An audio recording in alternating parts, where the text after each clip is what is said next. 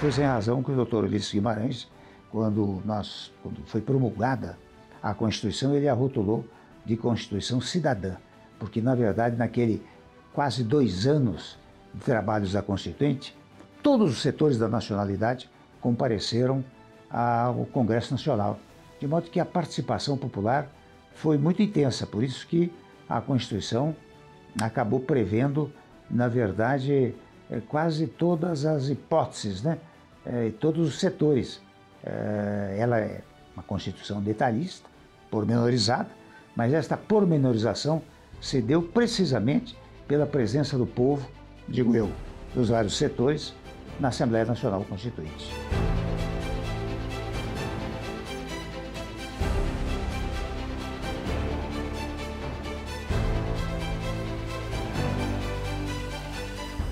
Foi um momento muito relevante, porque se discutiu a nova Carta Magna.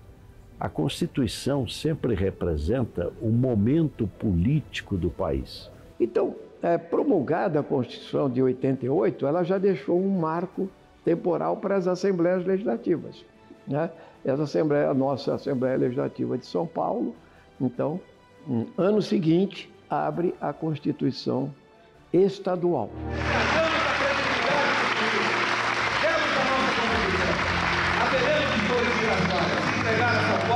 A Constituição de São Paulo.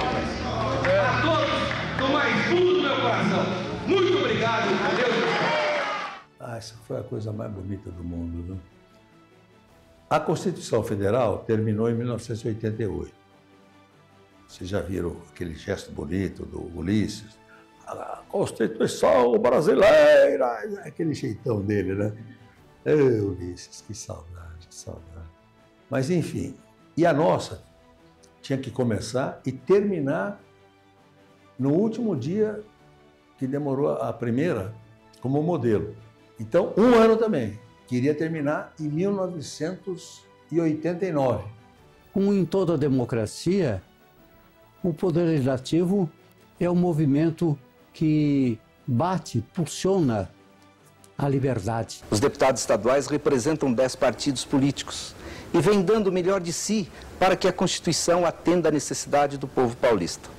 Necessidade de mais educação e saúde, mais segurança e liberdade, mais autonomia para os municípios. Em São Paulo, nós fizemos uma bela Constituinte.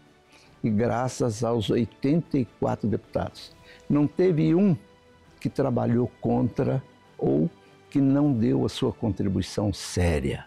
Foi muito trabalho, realmente, na área da saúde, educação.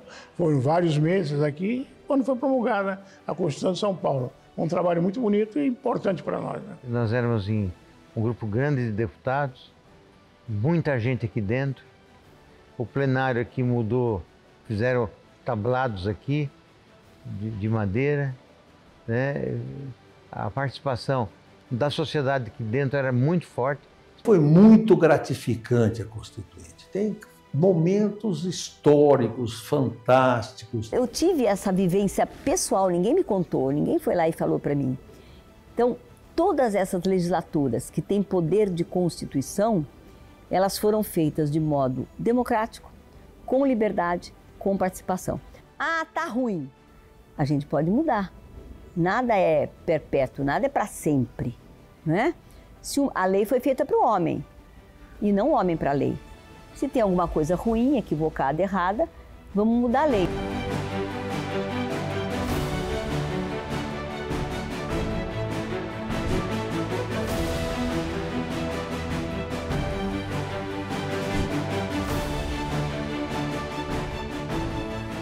O governo entende que o rodízio, nesse momento, é fundamental, é importante. A população não tinha clareza ainda do que as mudanças climáticas iriam trazer. Ele trata de uma questão que vem decorrente de uma discussão social, ambiental, da Eco 92. Por que esse assunto veio para a Assembleia Legislativa? Porque a gente não estava tratando mais ou apenas de um assunto municipal, de uma cidade, mas metropolitano.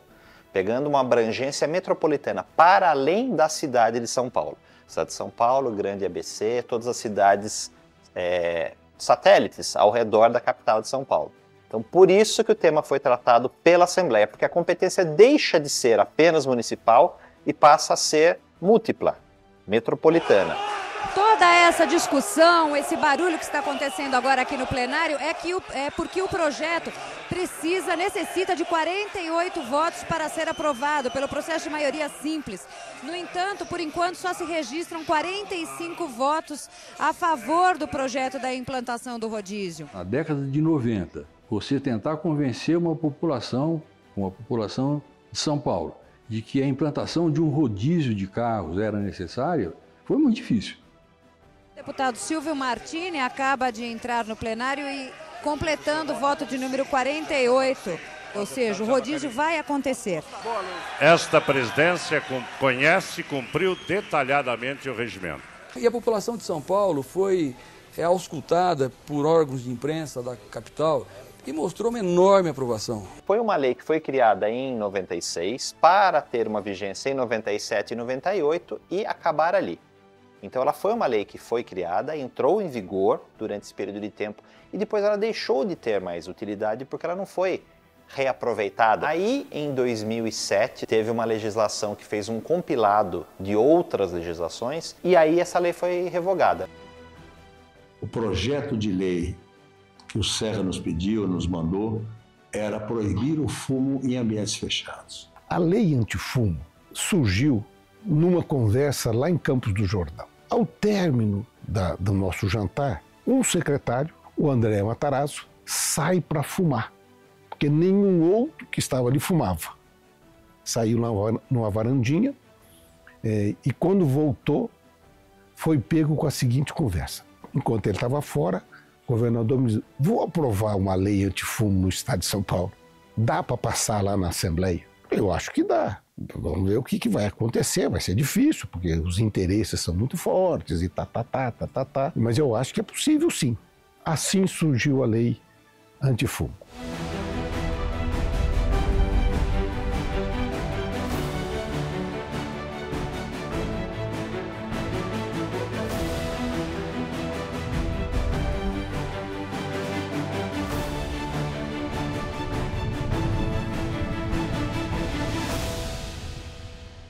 O que vale mais é o direito à saúde, o direito à livre escolha, o princípio da liberdade. Então, o legislador estadual, os deputados estaduais, ali naquele momento, fizeram uma mitigação de direitos, de princípios constitucionais, para poder se entender e ter a clareza de qual iria prevalecer sobre o outro. E o entendimento com entrada em vigor dessa legislação foi de que o direito à saúde de um ar e da população não fumante deveria prevalecer em detrimento daqueles que fazem a escolha pelo tabaco, pelo cigarro. Todo paulista, paulistano, todos aqueles que moram no estado de São Paulo, quando às vezes vão em outro estado, se deparam com pessoas fumando, né, em locais fechados e às vezes estranham, porque no nosso estado isso é lei, né, proibido, só pode fumar em locais abertos. Então, acho que isso também foi um ganho grande para a população no que diz respeito à qualidade de vida, à saúde, né, à orientação das pessoas também, né, dos malefícios que causam fumar e o fato de você também ter o respeito às outras pessoas que não fumam. Eu acho que o homem mais importante da história do Brasil chama-se José Serra. Ninguém fez mais para o povo brasileiro do que José Serra. Nós aprovarmos o projeto de proibir o cigarro e dele adotar o genérico, ele enfrentou os dois maiores trustes do mundo, a indústria do fumo e a indústria farmacêutica. Milhões de brasileiros não morreram porque tem no genérico. Milhões de paulistas não morreram porque é proibido fumar. Toda lei, ela regula, né, o comportamento das pessoas. Então, no meu mandato, tem o projeto de lei, que é a lei que depois acabou virando em conjunto com o executivo, que proíbe a exposição de animais em vitrines de pet shop, regulamenta a criação e comercialização de animais. Uma lei também importante, que proíbe fogos de artifício com ruído, por conta dos autistas, das crianças com síndrome, das pessoas com síndrome de Down, os doentes, os idosos, os animais, que acontecem muitas tragédias por conta dos fogos, e hoje é uma lei que está aí vigorando para minimizar essa questão. Tem projetos importantes, a proibição de bebida alcoólica nas estradas, também foi um projeto nosso, que tem muita gente e, obviamente, deputados que apoiaram, acho que também foi unânime. Não pode parar num posto de gasolina, você está dirigindo uma estrada a 140 por hora, se a estrada permitiu 120, e tomar 2 cervejas, isso não faz sentido. Hoje, muitas pessoas que adquirem as suas casas não registram. Por quê? Porque não tem dinheiro para pagar o registro. E isso é um verdadeiro crime, entre aspas. É trágico. Você vê o camarada, depois ele morre, e o bem que ele deixou não pode ir para o filho, não pode não sei o quê, porque não está registrado em cartório. Então, esse é um benefício gigantesco que pode ser feito diminuindo-se o valor. Não é para o cartório não poder mais cobrar. Pode, mas menos do que podia cobrar. Isso sim é estadual. E foi aprovado realmente. Com méritos. Projeto que beneficiou a comunidade indiretamente, os cartórios na medida do que podia, nada tão grande quanto eles queriam, né? E para os mais pobres. E teve os projetos que eu aprovei, que eu particularmente, para mim, são bastante importantes, como o projeto que proíbe celulares e dispositivos eletrônicos nas escolas, colocando o Estado de São Paulo na vanguarda dessa discussão no país. O orgulho de ter 2 leis. A primeira lei é o Agosto Indígena, e a data de agosto é uma reivindicação dos povos indígenas para sua auto-organização, em contraponto ao estereotipado de abril. E a segunda lei desse mandato é a lei que prevê áreas separadas nas maternidades para as mulheres em luto perinatal. A questão da violência contra a mulher, do feminicídio, é uma coisa muito grave, e eu acho que a Assembleia pode ter instrumentos, entendeu, legislativos, para poder dar um pouco mais de segurança, mais saúde, menos violência. A gente viveu aqui a pandemia e a gente teve um momento de grande união entre todos os deputados, criando um projeto de lei bastante robusto que trazia várias defesas, inclusive, por exemplo, a prioridade de mulheres em situação de vulnerabilidade, em situação de violência, a divulgação dos dados que surgiram dessa casa. Foi uma grande contribuição. O projeto de lei que coloca mulheres em situação de violência doméstica como prioridade em programas habitacionais muda realmente a vida dessas mulheres que não têm para onde ir e que estão vivendo uma situação de violência. Fui autora desse projeto na Assembleia Legislativa e depois, agora o governador Tarcísio apresentou esse projeto, né, do qual ele foi aprovado. Nós aprovamos em imensa maioria na Assembleia Legislativa, que é o projeto da Escola Cívico-Militar, né, um modelo de ensino do qual eu defendo desde sempre, porque acredito nesse modelo de ensino, né, e acredito que esse formato de ensino muda gerações. Em 2001 foi aprovado e sancionado pelo Geraldo Alckmin esse projeto que naquela época, se eu não me engano, foi o primeiro estado do país que passou a ter uma legislação própria muito antes da gente falar de criminalizar a LGBTfobia, que punia no âmbito administrativo do estado atos de intolerância baseados na orientação sexual e identidade de gênero. A isenção do IPVA para os carros híbridos.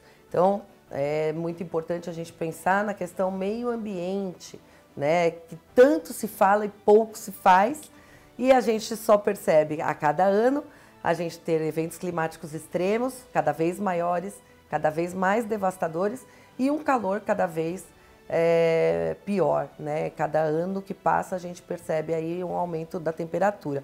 Então a gente precisa realmente pôr em prática. Uma lei também importante, que foi no caso de minha autoria, foi uma lei através da questão dos consumidores, da relação dos consumidores e da segurança desses consumidores, né, em receber um técnico em casa sem saber quem ia. Então agora é obrigado a informar a empresa que presta serviço, informar o nome e o documento do técnico que irá e a foto para que seja identificado. Algumas leis são fundamentais e elas acabam sendo relevantes inclusive para o país. Eu podia lembrar a lei da proibição de celulares, que é mais recente.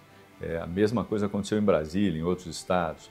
Então, a Assembleia Legislativa, pela sua importância, pelo seu tamanho, ela influencia muito as outras assembleias e também o Parlamento Nacional. Eu acho que as leis marcantes que nós aprovamos aqui, eu vou falar sempre da última, né, que foi da venda da Sabesp. Foi uma lei marcante, é uma lei que tem tudo para mudar a história do Estado de São Paulo em relação ao saneamento. Então, acho que é uma lei que esses deputados que participaram, que aprovaram ou não, que fizeram parte da discussão, eu acho que terão aí os seus nomes escritos aí para o resto, enquanto houver humanidade paulistana, vão se falar sobre isso. Acho que é uma lei muito marcante. Aprovei um projeto de lei aqui, em coautoria com o deputado Guto Zacarias, do União Brasil, que regulamenta e implementa educação financeira nas escolas, no ensino médio paulista. Eu acho que esse, modéstia à parte, vai ser também um grande marco para o Estado de São Paulo. Os nossos jovens, as nossas crianças aprendendo não só a empreender, como também a cuidar do seu dinheiro.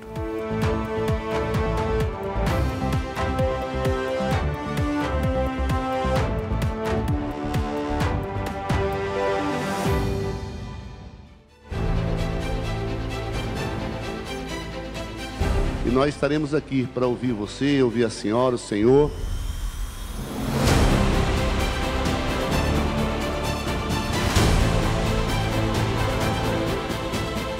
Nossa principal demanda é uma escola.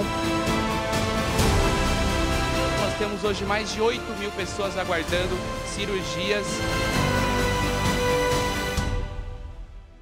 Também votamos o orçamento, o maior orçamento da história desse estado, a LOA, e com isso, né, conseguimos cumprir nossa obrigação.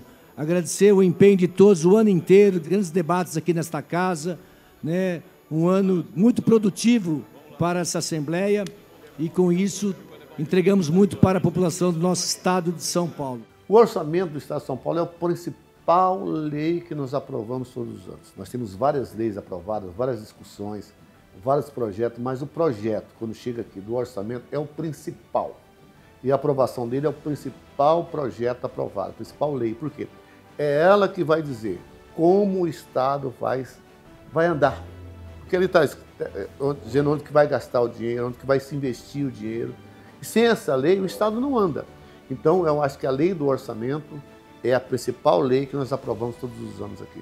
Na Assembleia Legislativa, desde 2006, a gente faz as audiências públicas para discutir o orçamento. Então é um momento muito importante que a gente viaja o estado de São Paulo todo, conversando com os vereadores, com os prefeitos, com os sindicatos, né, com os funcionários públicos do estado de São Paulo, com a sociedade civil organizada e o cidadão comum.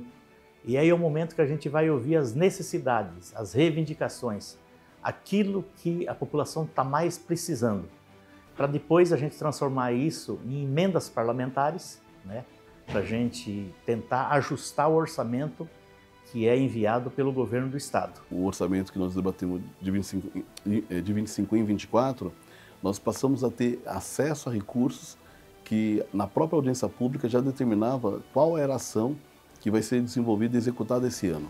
Então esse foi um marco, né, é um marco nas audiências públicas do orçamento. Então o Legislativo passa a ter pelo menos um recurso para poder discutir nas audiências com os prefeitos, vereadores, com a sociedade civil organizada, para que no orçamento seguinte você possa ter uma execução de acordo com a vontade da população do Estado de São Paulo. Cada região do Estado de São Paulo tem suas particularidades, né?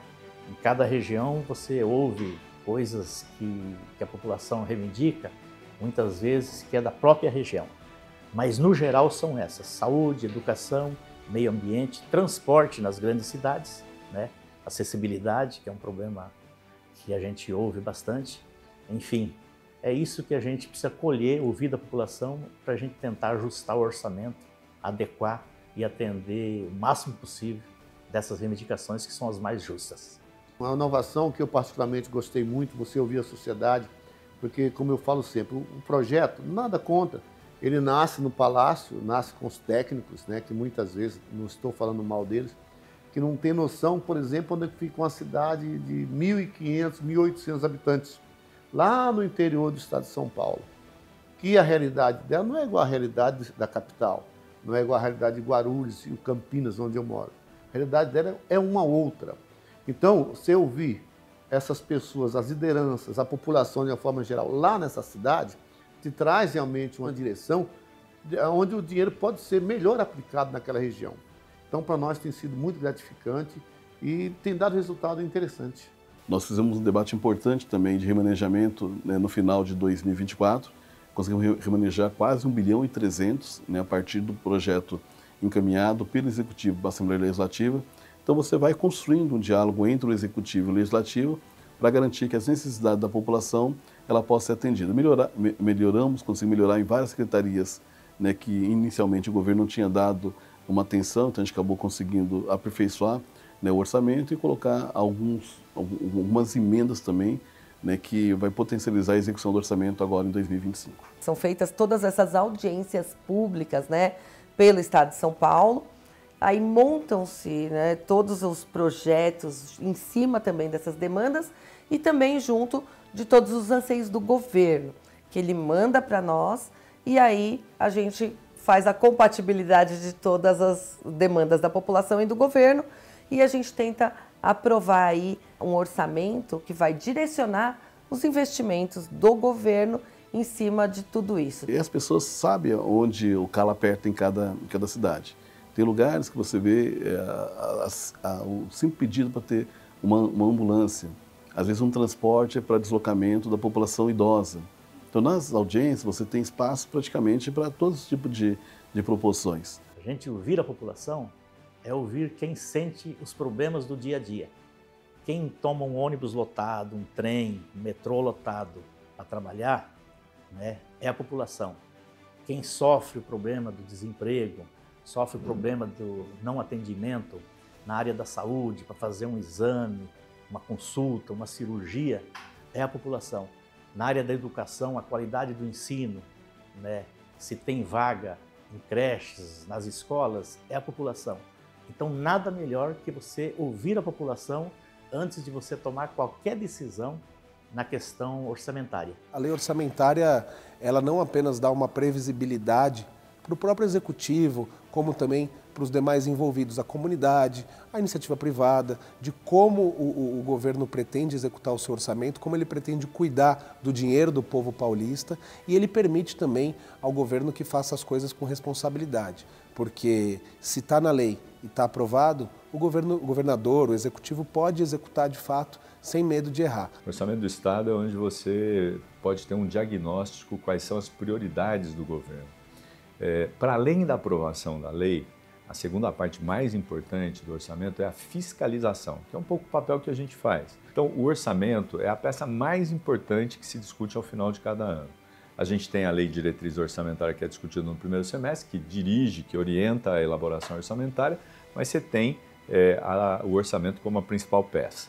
E é a partir daí que a gente tem condições de avaliar para onde está indo o governo. O orçamento do Estado é o dinheiro do pagador de imposto que é devolvido a ele próprio em forma de serviços públicos, né? Então, a gente precisa de segurança pública, a gente precisa de transporte, de infraestrutura urbana, educação, né, vagas em escolas, nós precisamos de um servidor público qualificado, formado, valorizado, reconhecido, nós precisamos de mobilidade urbana, nós precisamos de saúde, de serviço de saúde, de apoio social para pessoas com deficiência, para pessoas em situação de vulnerabilidade, mulheres, idosos.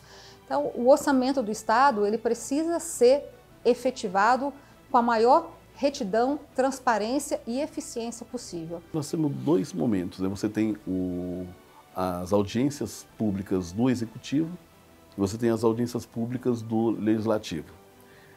O que nós conseguimos fazer agora em 2024, e já vale a partir desse ano e nos próximos anos também, de ter esse recurso, nossa avaliação é que vai aumentar cada vez mais a participação popular nas audiências públicas do orçamento. E é isso que nós queremos, né, que o governador ele possa ouvir a população a partir dos deputados estaduais, a partir da Comissão de Finanças e Orçamento, e a gente possa fazer um aperfeiçoamento, né, na LOA no final do ano, que é o nosso orçamento anual, a partir das necessidades e da gente poder de fato ouvir a população. E este ano, o orçamento foi aprovado no final do ano passado pela Assembleia, 45 bi no orçamento de investimento, então são 12 de inversão financeira, 33,5 bi para realização de fato de investimentos. Então, São Paulo na direção certa consiste nisso. Então, o que a gente tem que fazer?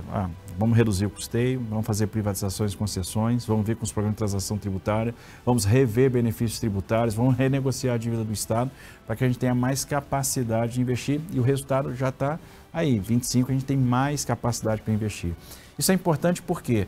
Porque vira política pública. E não é por outro motivo que no ano de 25 o orçamento do Estado de São Paulo traz o maior investimento de todos os tempos. Então a gente vai ter capacidade de fazer muito investimento, isso aí traz sinergia, gera emprego, gera oportunidades e é essa construção que foi sendo feita ao longo do tempo em função dos temas que a Assembleia não se furtou a debater. Enquanto a Assembleia Legislativa existir, significa que a população tem representação, né, e garantirá a democracia. São 94 deputados, cada um pensando da sua forma, mas os 94 representando todo o estado de São Paulo, que são mais de 44 milhões de habitantes. Eu tive a honra, a satisfação, o orgulho de participar desses 190 anos. Eu já estou na minha vida política há 48 anos e na minha vida na Assembleia em 38 anos. Então, é uma parte de uma vida que só me deu orgulho e alegria. Quando você entra aqui e sabe que você representa não só 130 mil eleitores, mas 44 milhões de pessoas, que você tem o respeito dos outros, que os policiais militares, que são os nossos guerreiros aí, prestam continência a você, que você, a lei que você faz, o dinheiro que você manda, ela vai ter um benefício ou um malefício lá na ponta, se mal feito, o senso de responsabilidade é muito grande. Qual a função aqui? Fiscalizar o executivo, votar as coisas executivas. Esse é o problema do deputado. Ele tem a força dele. Ele representa uma parcela da sociedade. Então isso aí tem que continuar acontecendo. Eu acho que isso é o mais importante, o Poder Legislativo. Aqui é o espaço onde a gente pode mudar a vida das pessoas, né? Seja a partir do orçamento, seja a partir de uma interlocução, né, com os secretários, né, seja mostrando, né, para os prefeitos e vereadores boas práticas, né, de gestão pública, e esse é o nosso papel. A mensagem é de otimismo, que a gente possa fazer da Assembleia um espaço importante para resistir à entrega do patrimônio público, para fortalecer as regiões, para fortalecer os servidores públicos, para melhorar a qualidade de vida daqueles que mais precisam. Acho que essa mensagem é mais de otimismo, né, de mostrar que essa Assembleia não deve ser uma coisa estática, mas que ela tem que estar em movimento, atingindo todas as cidades e regiões desse estado. Uma casa belíssima, histórica, onde ali a gente discute o futuro do estado de São Paulo e decide o futuro do estado de São Paulo. Existe um ambiente de cooperação, então é fundamental. E uma Assembleia que está na vanguarda. 190 anos, né, uma Assembleia quase bicentenária, mas que está na vanguarda e que se propôs a discutir temas que são importantes, são modernos e são indispensáveis. Tudo é possível, tudo é possível. Repito, através da união, senão você não vai a lugar algum.